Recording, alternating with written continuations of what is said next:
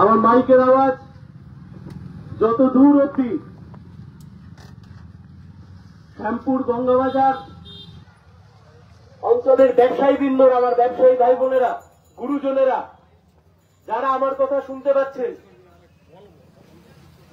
সবাইকে অভিনন্দন জানাচ্ছি এবং যত দূর অব্দি আমার মাইকের আওয়াজ যাচ্ছে সবাইকে শুভেচ্ছা জানাচ্ছি। আমি এই লোকসভা কেন্দ্রের সিপিআইএম এর প্রার্থী। আমরা লড়াই করছি এই নির্বাচনে, আমরা লড়াই করছি এই লোকসভা নির্বাচন জেতবার জন্য। আপনারা সবাই জানেন যে অবস্থার মধ্যে গোটা দেশ দাঁড়িয়ে আছে, গোটা রাজ্য দাঁড়িয়ে আছে, তার ফলে কিছু অংশের মানুষের হয়তো লাভ হতে পারে, কিন্তু সাধারণ খেটে খাওয়া গরিব মেহনতি মানুষ, মধ্যবিত্ত নিম্ন মধ্যবিত্ত মানুষ, দিন আনে দিন খায় মানুষ, তাদের কোনো লাভের লাভ হচ্ছে না। কেন্দ্রের সরকার 2014 সালে ক্ষমতায় আসবার আগে যা প্রতিশ্রুতি দিয়েছিলেন, চাল ডালের দাম কমাবেন, রান্নার গ্যাসের দাম কমাবেন, পেট্রোলের দাম কমাবেন, ডিজেলের দাম কমাবেন, সারের দাম কমাবেন। 2014 সালে পেট্রোলের দাম ছিল 45 টাকা, আজকে পেট্রোলের দাম 106 টাকা। 2014 সালে ডিজেলের দাম ছিল 40 টাকা প্রতি লিটার, আজকে ডিজেলের দাম 91 টাকা প্রতি লিটার।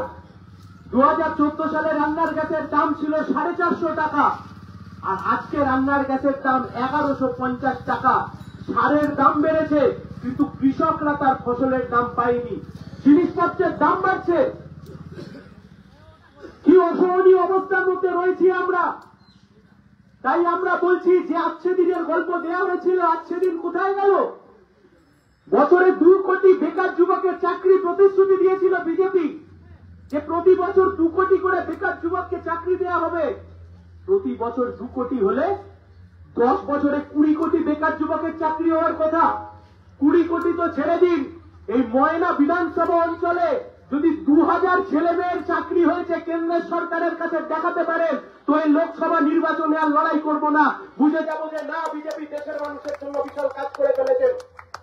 একদিকে দাঁড়িয়ে দিল্লির সরকার মানুষকে যেমন ক্ষতি করছে, পেটে মারছে, অন্যদিকে দাঁড়িয়ে দিদির সরকার কলকাতায় বসে মানুষের পকেট কাটছে। গরু পাচার, কয়লা পাচার, এসএসসি, টেট, নিয়োগ দুর্নীতি, লটারির দুর্নীতি, একের পর এক দুর্নীতি। গরু পাচার করে টাকা কামাচ্ছে, কয়লা পাচার করে টাকা কামাচ্ছে, কোটি কোটি টাকা মন্ত্রীর ফ্ল্যাটের থেকে টাকা, মন্ত্রীর খাটের তলায় টাকা, মন্ত্রীর বান্ধবীর কাছে টাকা, লক্ষ লক্ষ টাকা, কোটি কোটি টাকা। এরা বলেছিল মা মাটি মানুষের সরকার বানাবে, এখন চোখ খুলে তাকিয়ে দেখুন মন্ত্রী আর মন্ত্রীর বান্ধবীরা কোটি কোটি টাকার গদির ওপরে বসে আছে। এরা আমার আপনার ভোট নিয়ে শেষ 12-13 বছর ধরে গোটা বাংলাটাকে লুট করেছে। তাই আমরা বলছি চোর তাড়াতে হবে, নির্মূল করতে হবে, চোর তাড়াতে হবে, নির্মূল করতে হবে। আর এই নির্মূল করবার লড়াইতে নেমেছি আমরা। আমরা কারোর সুপারিশার খেয়ে পড়ে বেঁচে নেই। তাই আমরা বলছি এই সময়কালের মধ্যে দাঁড়িয়ে সিপিআইএম লড়ছে চোরের বিরুদ্ধে, চুরির বিরুদ্ধে। আমরা লড়ছি গোটা বাংলা জুড়ে। বেকার ছেলেমেয়েরা যারা পড়াশোনা শিখলো, যারা পড়াশোনা শিখে একটা কাজের জন্য পড়াশোনা শিখলো, যে পড়াশোনার পরে একটা কাজ পাবে, একটা চাকরি পাবে, চাকরি কোথায় বাংলায়? শিল্প কোথায় বাংলায়? মমতা ব্যানার্জি কেবলমাত্র নিজের ভাইপোর পকেট ভরিয়েছে, কিন্তু গোটা রাজ্যের বাকি ভাইপো ভাইজিদের হাতে বাকি ধরিয়ে দিয়েছে মমতা ব্যানার্জি। তার বিরুদ্ধে সিপিআইএম লড়বে। অনেকে মনে করেন বিজেপিকে দিয়ে তৃণমূলকে টাইট দেবো। আমরা বলছি দাদা, কে বিজেপি আর কে তৃণমূল একটু পরিষ্কার ভাবে বলুন তো। 5 বছর আগে দিব্যেন্দু অধিকারী তৃণমূলের প্রতীকে জিতে এমপি হলো, আজ থেকে 5 দিন আগে দিল্লিতে গিয়ে সে বিজেপি হয়ে গেল। 10 বছর ধরে গোটা মেদিনীপুর জঙ্গলমহল এই গোটা অঞ্চলে রাজত্ব করলো শুভেন্দু অধিকারী আর তার গোটা পরিবার। তখন পিছনে ছিল তৃণমূলের ঝান্ডা। বিজেপি তখন বলতো শুভেন্দু অধিকারী চোর, শুভেন্দু অধিকারী দুর্নীতিবাজ। সেই শুভেন্দু অধিকারী আজকে তৃণমূল ছেড়ে যেই বিজেপিতে চলে গেল, অমনি শুভেন্দু সাধু হয়ে গেল। 3 জন বিজেপির বিধায়ক 2021 সালে যারা বিজেপি থেকে জিতেছে 3 জন বিধায়ক, সেই 3 জন বিধায়ককে বিজেপির বিধায়ককে তৃণমূল এবার প্রার্থী করেছে। 3 জন বিজেপির বিধায়ককে তৃণমূল প্রার্থী করেছে। আর অন্যদিকে তৃণমূলের জেতা বিধায়ক তাপস রায়, তাকেও বিজেপি প্রার্থী করেছে। আমরা বলছি দাদা, আলাদা আলাদা ভোটে লড়ে আর কি করবেন? তার চাইতে বরং মেচেদা বাজারে দুজনে মিলে একসাথে একটা টেবিল পাতুন, আর দুজনে মিলে একসাথে তৃণমূল আর বিজেপি মিলে এবার দলটা খুলুন। তার কারণ এ বাংলায় রাতে যে তৃণমূল, পরের দিন সকালে সে বিজেপি, আবার পরের দিন তৃণমূল। এভাবে নেতার পকেটে টাকা যেতে পারে, নেতার লাভ হতে পারে, কিন্তু সাধারণ খেটে খাওয়া মানুষের, মধ্যবিত্ত দিন আনা দিন খাওয়া মানুষের কোন লাভ হয় না। একথা আমরা স্পষ্টভাবে বলে দিচ্ছি। আজকে আমরা একটা হলদিয়ায় শিল্পাঞ্চল গড়ে তুলেছিলাম। হলদিয়ার বুকে হাজার হাজার ছেলেমেয়েরা চাকরি করে, হাজার হাজার ছেলেমেয়েরা। হলদিয়া ডক, হলদিয়া পোর্ট, হলদিয়া পেট্রোকেমিক্যাল, হলদিয়ার বুকে একের পর এক শিল্প আমরা তৈরি করেছিলাম। তো তাহলে কেন, কিসের জন্য আজকে গোটা হলদিয়াতে নতুন করে বিজেপি বা তৃণমূল একটা শিল্প আনতে পারলো না? এই প্রশ্নের উত্তর আজকে ওরা দেবে না। আজকে শুভেন্দু অধিকারীকে প্রশ্নের উত্তর দিতে হবে না। যত দুর্নীতি আজ অব্দি হয়েছে, এই দুর্নীতিগুলো যখন হচ্ছিল তৃণমূলে, আপনি তখন তৃণমূলের নেতা ছিলেন, আপনাকে আজকে উত্তর দিতে হবে যে আপনি কোন ব্যবস্থা কখন গ্রহণ করেছিলেন। তৃণমূলে বসে পেট পুড়ে খেয়েছে, আর এখন বিজেপিতে গিয়ে বলছে কৃষ্ণ কৃষ্ণ হরে হরে, শুভেন্দু ঘরে ঘরে। আমরা বলছি পশ্চিমবাংলা থেকে শিল্প দাঁড়িয়ে মমতা ব্যানার্জি মুখ্যমন্ত্রী হয়েছে, তার ভাইপো সাংসদ হয়েছে, অধিকারী পরিবারের কেউ বিরোধী দলনেতা হয়েছে, কেউ বিধায়ক হয়েছে, কেউ সাংসদ হয়েছে, কিন্তু আমার বাড়ির শিক্ষিত ছেলে মেয়েদের তাদের কি হলো? এ প্রশ্নের উত্তর আজকে তৃণমূলকেও দিতে হবে, আজকে বিজেপিকেও এ প্রশ্নের উত্তর দিতে হবে। এত সহজে পালিয়ে যেতে তুমি পারবে না। দিদি বলেছিলেন ডবল ডবল চাকরি হবে। আরে দিদি, ডবল ডবল চাকরি তো ছেড়ে দিন।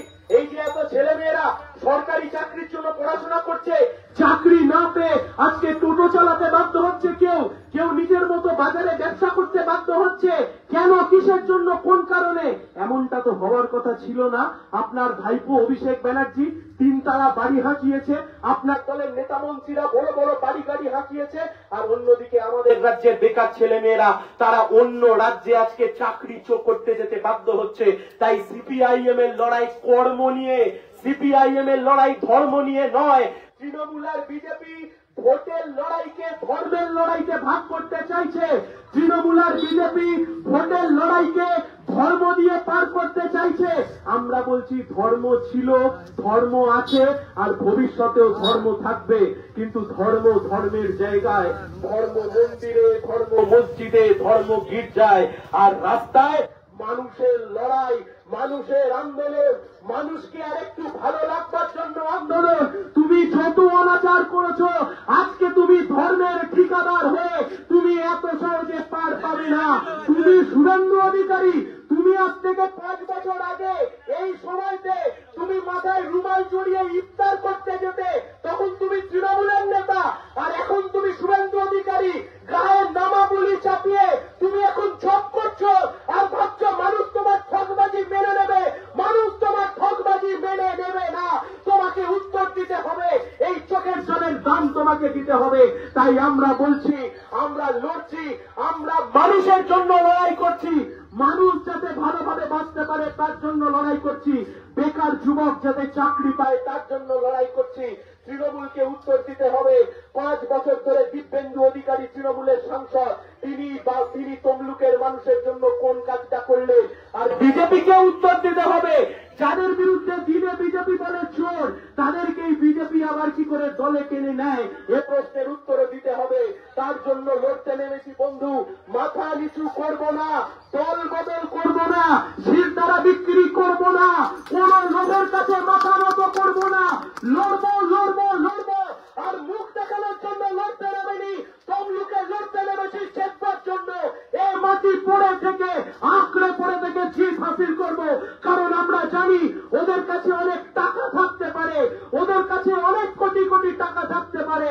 আমাদের মনে মানুষের কাজ করবার ইচ্ছা আছে, আর চোখে স্বপ্ন আছে, আর কম বয়সের জেদ আছে। এই নিয়ে মানুষের মন জিতবো, দিল্লি জিতবো, তমলুক জিতবো। আগামী দিনে মানুষকে মানুষের মতো মাথা তুলে বাঁচবার ব্যবস্থা করব। এই কথা বলে আমি আমার কথা শেষ করছি। ধন্যবাদ, লাল সালাম, শুভেচ্ছা, সবাই ভালো থাকবেন।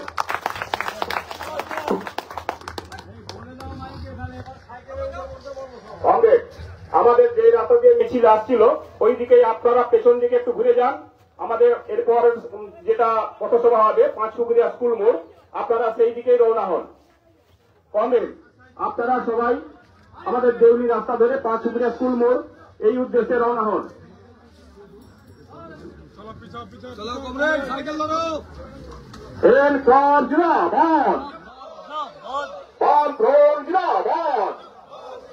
আগামী 25 মে লোকসভা নির্বাচনে বামফ্রন্ট মনোনীত প্রার্থী সায়ন ব্যানার্জিকে কাস্তা তুলি তারা